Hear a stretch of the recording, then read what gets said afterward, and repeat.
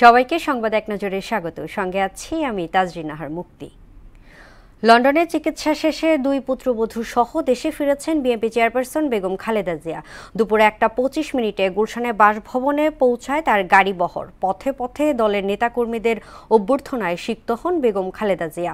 পতাকা হাতে তাকে স্বাগত জানান হাজার হাজার নেতাকর্মী। এর আগে বিমানবন্দরে বেগম জিয়াকে বরণ করেন বিএনপি মহাসচিব মির্জা ফখরুল ইসলাম আলমগীর সহ দলের শীর্ষ নেতারা।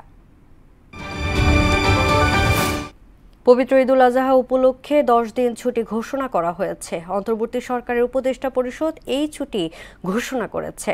সচিবালয় উপদেষ্টা পরিষদের সভায় এই সিদ্ধান্ত নেওয়া হয়। প্রধান উপদেষ্টার প্রেস সচিব শফিকুল আলমের ভেরিফাইড ফেসবুক পেজে এই সিদ্ধান্তের কথা জানানো হয়। রাষ্ট্রের মৌলিক সংস্কারের একটি রূপরেখা জাতীয় ঐকমত্য কমিশনকে দিয়েছে জাতীয় নাগরিক পার্টি এনসিপি। জাতীয় সংসদের এলডি হলে জাতীয় ঐকমত্য কমিশনের সঙ্গে সংলাপে অংশ নিয়ে এই সংস্কার প্রস্তাব হস্তান্তর করেন তিনি। দলটির সদস্য সচিব আখতার হোসেন বলেন, স্বৈরতান্ত্রিক ও ফ্যাসিবাদী থেকে মুক্ত হতে এসব সংস্কার প্রস্তাব ভূমিকা রাখবে। মানবতা বিরোধী অপরাধের মামলায় জামাত নেতা এটিএম আজহারুল ইসলামের মৃত্যুদণ্ডের বিরুদ্ধে আপিলের প্রথম দিনের শুনানি শেষ হয়েছে। পরবর্তী শুনানির জন্য আগামী বৃহস্পতিবার দিন ধার্য করেছেন আপিল বিভাগ। দুপুরে প্রধান বিচারপতি সৈয়দ রিফাত আহমেদের নেতৃত্বে 7 বিচারপতি পূর্ণাঙ্গ আপিল বেঞ্চ এই দিন ধার্য করেন।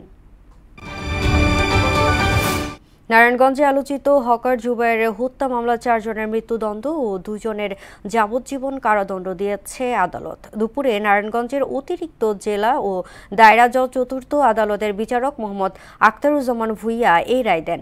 মৃত্যুদণ্ডপ্রাপ্তরা হলেন ইকবাল ওরফে ডাক্তার স্বপন, সাইমন ও সানি। যাবজ্জীবন কারাদণ্ডরা হলেন রাসেল ও হাসান।